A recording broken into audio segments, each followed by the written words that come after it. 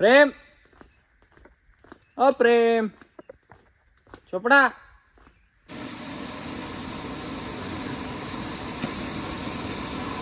हा हीच wear house बघा केवढं आहे. हे बघा केवढं मोठं आहे बघितलं. मधी पण आहे इकडं. पण प्रेम भाऊ काही दिसत नाही गाईज अजून आपल्याला. गाईज तर welcome to my new blog. Guys आज आपण चाललेलो आहे अशोका वेअर हाऊसला. म्हणजे आपल्याला गाईज जायचं आहे गोंद्याला. गोंद्याला जायचं कारण असं आहे की आज अशोकाला आपला आहे मेंटेनन्स. कशाचा? हायड्रन सिस्टमचं मेंटेनन्स आहे. हे बघा हे मटेरियल आणि त्यांचं गाईज एक CO2 पण होता, तो पण घेऊन चाललो आहे. प्लस त्याच्यात आता टूल बॅग वगैरे पण आहे. त्याच्यात तुम्ही विचार करशील गाईज मी रोज रोज एक टी शर्ट का बरं घालतो आहे सध्या. विषय असा आहे का फुल टी शर्ट आहे आणि हे एकच आहे माझ्या.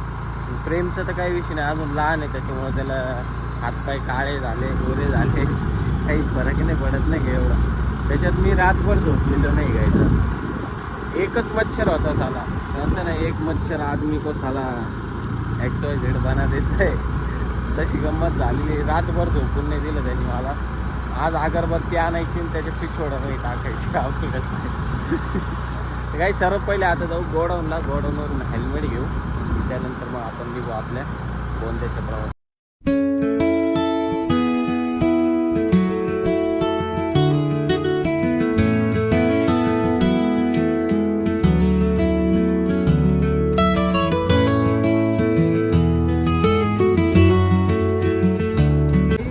सकाळचे 8 वाजलेले आणि ऊन एवढं बेकार आहे.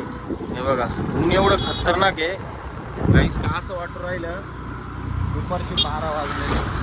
एकदम बेकार ऊन आहे. डायरेक्ट चटके बसायला लागले. मानीला नाही. हेल्मेट घातलं ते हेल्मेट जड झालं त्याच्यामुळे हेल्मेट काढून ठेव.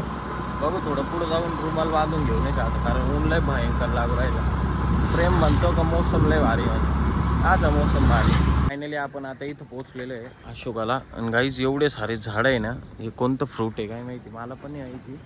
काहीतरीच म्हणतं याला. हे दिसलं का? खूप सारे फ्रूट आहे. खाली पण पडलेले आहे. चौंदा झालेलं आहे त्यांचं. खाते ॲक्च्युली नाही गाईज आहे. तर चला गाईज आता नेटके साहेबांचा एक माणूस आहे आपल्यासोबत उगले म्हणून तिकडं. तर तिकडं बसलेला आहे. सो आता काम चालू करू त्याच्याकडे जाऊ आणि मग काम चालू करू. इथून नाही काम चालू करायचं आज. त्याच्या पैसे जाऊन मग काम चालू करू. नाही एवढे उन्हात काम करायला लागू राहिलं. त्याच्यात कंपनीत बघा मध वरती बघायचं किती रे. हां बघायचं दिसलं का ते? ते मध आहे मध. मी तर काम करत नाही उन्हाचं. बापरे वैताग झालं. हो एवढं सारं काम असते का? पूर्ण गोल राऊंड फिरायचं आहे. कमीत कमी ना गाईज 4 ते 5 किलोमीटर फिरायचं. गाईज एवढं बेकार ऊन आहे ना. अक्षरशः अर्ध काम करून थांबलोय आता सावलीमध्ये. वा मस्त झाडाची सावली इथं. हा एक आमिर बापाची अवलाद वरती बसलाय भिंतीवर. तुमचा भाऊ गरीब आहे त्याच्यामुळे मस्त खाली बसलाय घासावर. याला लाज वाटते खाली बसाय. बरोबर ना?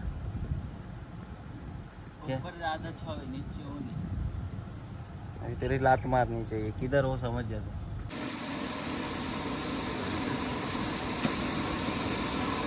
हाँ येतोय गिरी.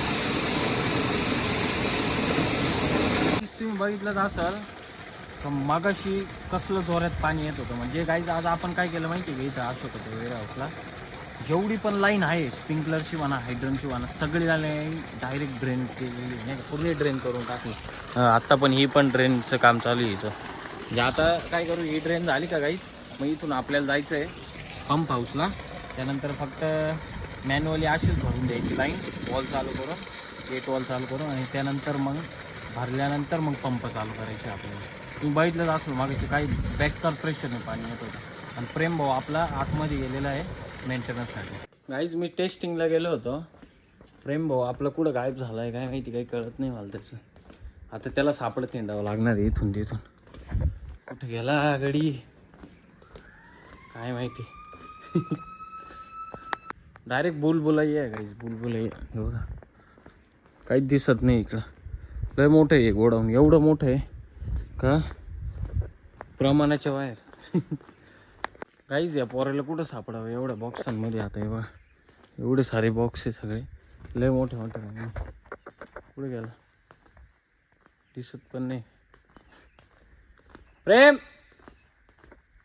प्रेम चोपडा. हीच वेअर हाऊस बघा केवढं आहे. हे बघा केवढं मोठं आहे बघितलं. मध्ये पण आहे इकडं, पण प्रेम भाऊ काही दिसत नाही काही अजून. खूप कष्टानंतर प्रेम भाऊ सापडलाय आपल्याला.